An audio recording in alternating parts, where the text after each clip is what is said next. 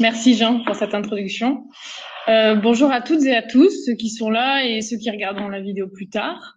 Déjà, merci à vous de participer à ce concours encore ou pour la première fois. C'est toujours agréable d'avoir des nouveaux ou des gens qu'on a déjà vus.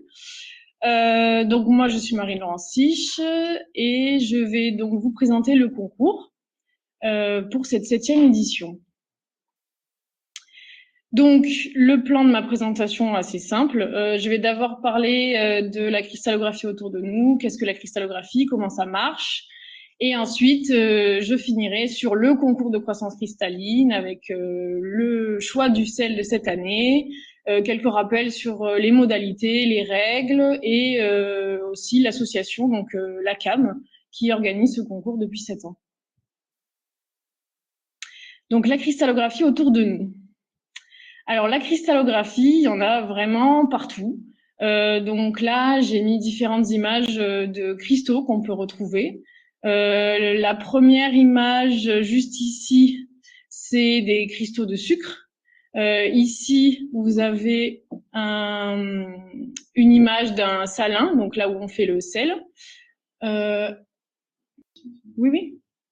Ici, vous avez du calcaire qu'il y a sur un robinet, donc on trouve à la maison. Là, vous avez, bon, j'ai mis un seul minéral, hein, mais c'est des cristaux aussi. Ça, c'est une améthyste, si je me trompe pas. Ici, vous avez du chocolat, parce qu'il y a aussi des cristaux dans le chocolat. Là, vous avez un cristal de silicium, c'est le gros crayon là qui a tac tac tac jusqu'ici, qui est le matériau le plus utilisé dans tout ce qui est microélectronique, donc dans les puces, tout ce qu'il y a dans vos téléphones par exemple. Ici, vous avez des médicaments parce que il y a beaucoup de médicaments qui sont faits de cristaux.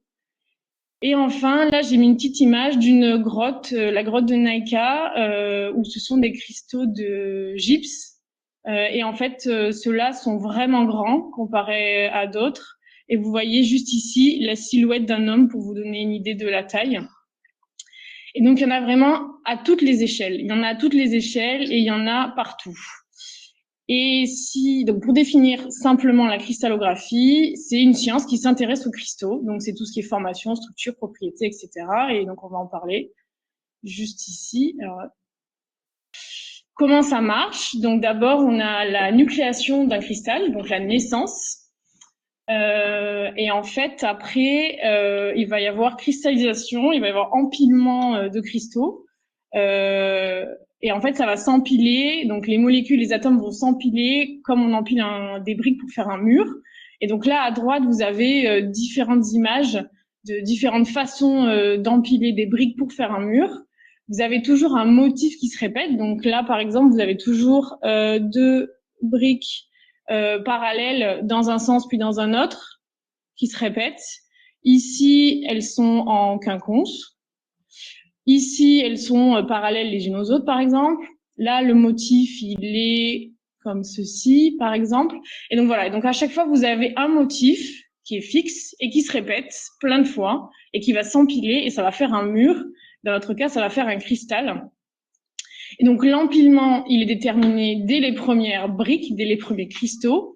Et en cristallographie, le motif qui se répète, ça s'appelle une maille unitaire. Et il existe 7 systèmes d'empilement qui sont connus. Ce sont les 7 systèmes cristallins. Et donc un cristal, c'est un type d'empilement et ça dépend des conditions de départ. Après la naissance, donc la nucléation, on a la croissance. La croissance, elle dépend complètement de l'environnement de croissance, donc tout ce qui va être humidité, température, pression, voilà, tout ce qu'il y a, tous les facteurs qu'il y a autour. Et donc là, pour illustrer la croissance, vous avez différentes images de flocons de neige.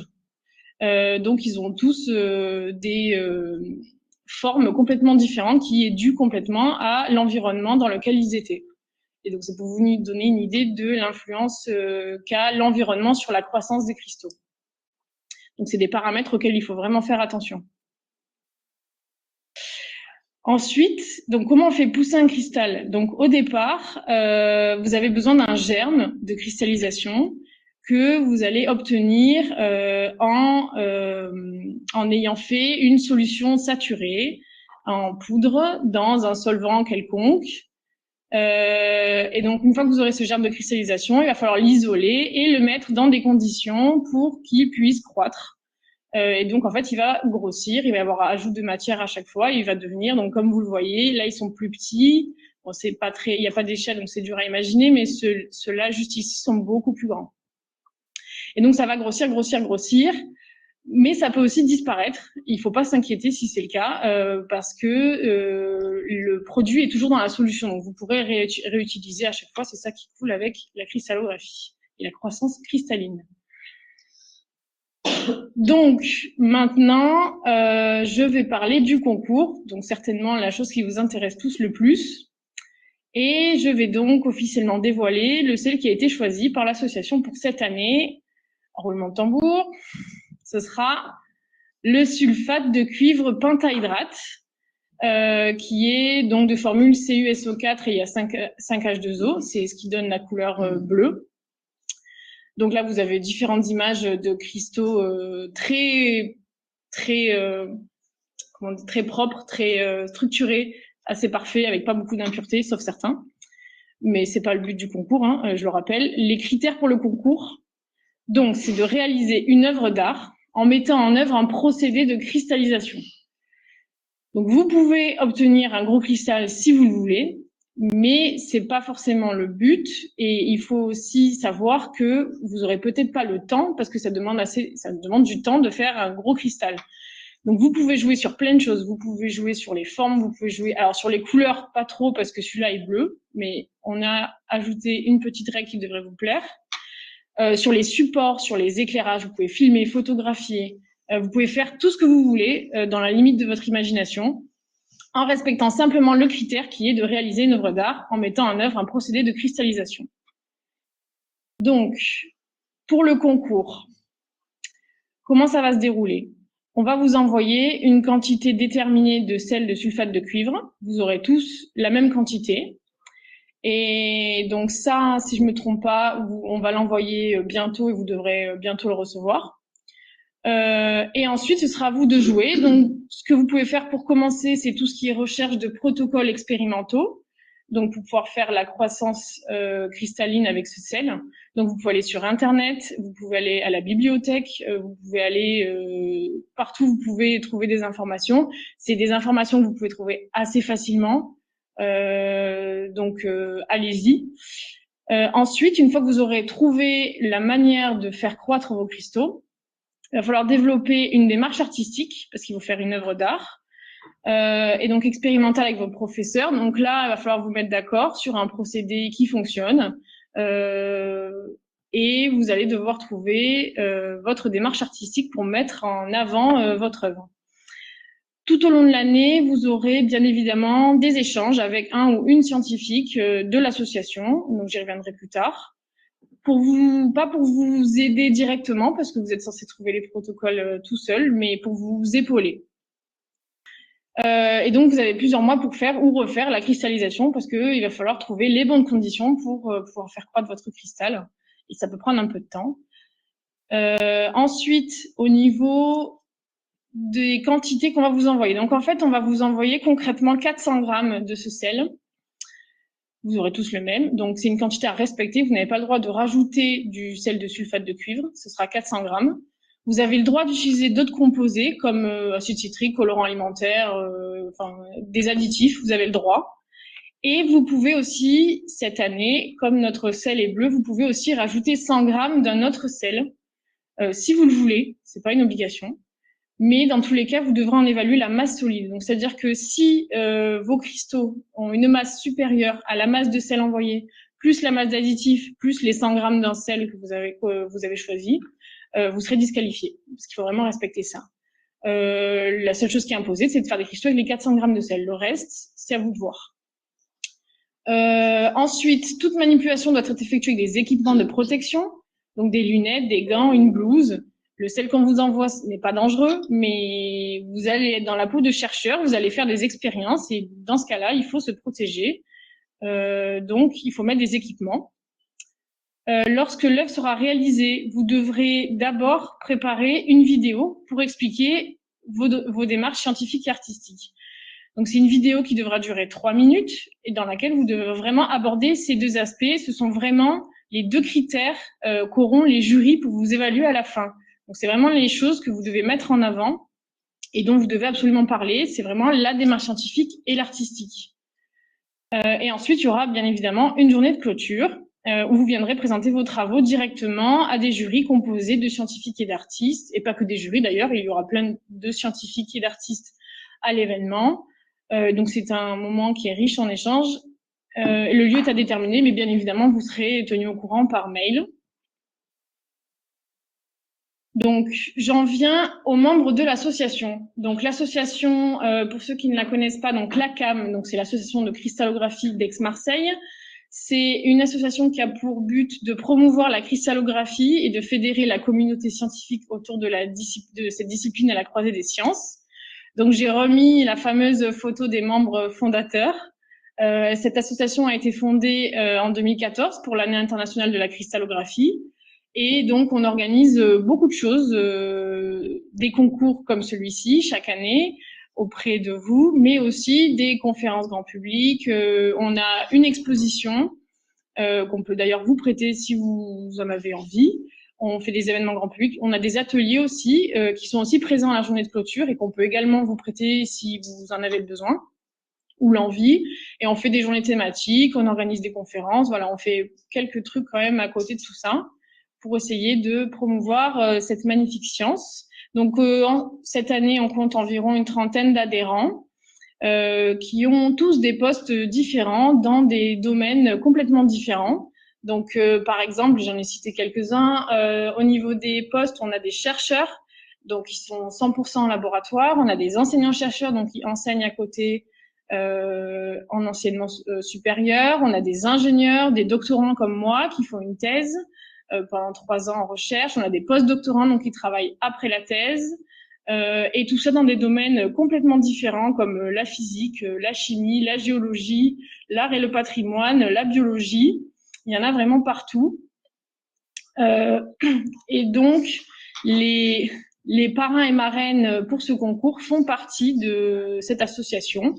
Et donc, chaque enseignant sera contacté par un parrain ou une marraine qui s'occupera de lui toute l'année. Au niveau des interventions, donc il y a obligatoirement une intervention qui doit se faire en présentiel. Le format est vraiment libre. Vous voyez ça avec le parrain ou la marraine en discutant avec lui ou elle. Vous pouvez faire des ateliers ensemble. Vous pouvez venir au laboratoire si vous voulez. On peut venir faire des interventions en classe. On peut faire des animations. On peut présenter des métiers parce qu'on a chacun des métiers différents. On peut faire ça sous format de cours. Il peut y avoir beaucoup de choses. Les échanges avec les enseignants peuvent se faire par mail ou par visio. C'est vraiment à vous de voir. Par contre, seule chose, c'est que vous n'aurez aucune aide sur les protocoles de cristallisation pour le concours parce que c'est quelque chose que vous devez développer vous. Par contre, nous, on pourra présenter nos travaux, nos parcours, nos métiers. On pourra également, vous pouvez bien évidemment faire part de vos choix pour les démarches artistiques, scientifiques, si vous voulez un avis, mais les membres n'ont pas le droit de vous aider pour les protocoles de cristallisation. Au niveau des rendus, donc le rendu principal, c'est la vidéo dont je parlais qui doit faire 3 minutes maximum, et j'insiste vraiment sur le maximum parce que souvent il y en a qui font plus, et sachez que c'est une règle, donc si vous ne respectez pas la règle, ben, vous partez avec des points en moins. Donc la vidéo doit vraiment faire 3 minutes grand maximum. Il faut qu'elle soit exploitable sur le site web de l'association et aussi sur la chaîne YouTube. Il faut bien faire attention aux autorisations de diffuser les visages si vous apparaissez dans les vidéos, les droits des musiques et aussi des images que vous pouvez utiliser. Faites attention à tout ça. Ici, j'ai mis 2 captures d'écran. Donc, vous avez le site de l'association qui est ici. Vous pouvez retrouver toutes les informations nous concernant, toutes les actions qu'on a déjà faites, tous les concours qui sont déjà passés, les ateliers qu'on a à notre disposition, qu'on peut mettre à votre disposition et qu'on a. L'exposition, pareil, elle est à retrouver sur notre site internet si vous êtes intéressé. Il y a pas mal de choses et il y a aussi toutes les informations qui concernent le concours de cette année. Le site est mis à jour à chaque fois. Donc, vous pouvez retrouver les informations directement ici, même si en tant qu'inscrit, vous recevrez des mails de la part de l'association pour vous rappeler certaines choses.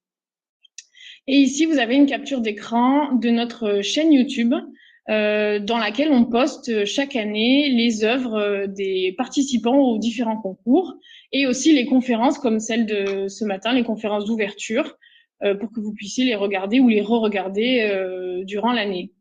Donc, je vous invite à aller faire un tour parce qu'il y a vraiment de belles choses. Et après, le deuxième rendu, c'est la journée de clôture. On sait que tout le monde n'arrive pas forcément à venir chaque année, mais c'est vraiment une journée très chouette. Il faut vraiment être là, au moins une fois, si vous ne l'avez pas déjà fait, c'est cool. Et vous y présenterez du coup directement votre œuvre et vos différentes démarches, donc scientifiques et artistiques, face à des jurys qui vont venir, qui vont vous poser des questions.